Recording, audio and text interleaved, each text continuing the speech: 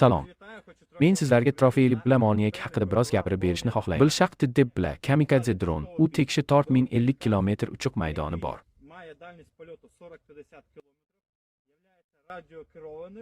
Uzoqdan boshqariladi, lekin ba'zi hollarda u optik tola orqali boshqariladi.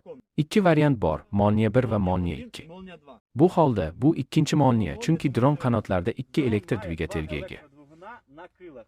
Agar Molniya 1 bo'lsa, uning old tomonida bitta elektr motor mavjud, lekin hozir qora turi bu ikkinchi Molniya uchraydi.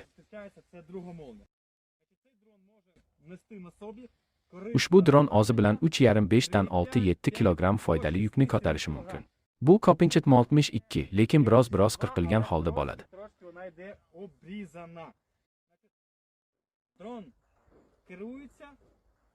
Dron dron kabi bir xil tizim bilan boshqariladi.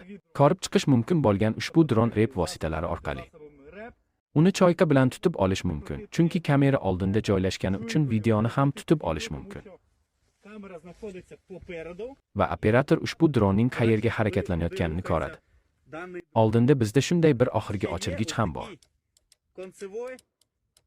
U tashabbus to'lovi hisoblanadi. Demak, vupil nishonga yetganda uylanish sodir bo'ladi. Va elektrodetonator orqali portlovchi moddaning portlashi amalga oshiriladi. Bu odatda 62, 6 yoki akkumulyativ vipriketda bo'ladi. Akkumulyator bizda dum qismida joylashgan.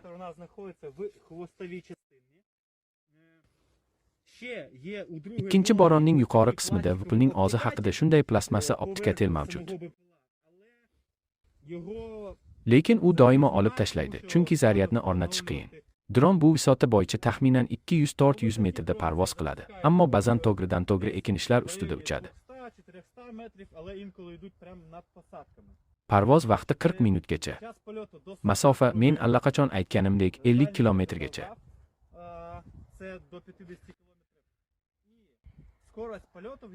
Uning uchish tezligi soatiga 70-90 km.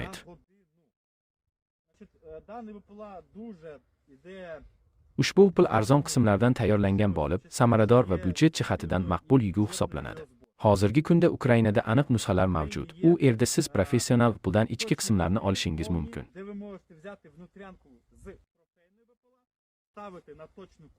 Aniq nusxaga kiritish va uni bo'linmangizni tahlil qiling. Bu yerda yigishda ham, boshqarishda ham murakkab narsa yo'q.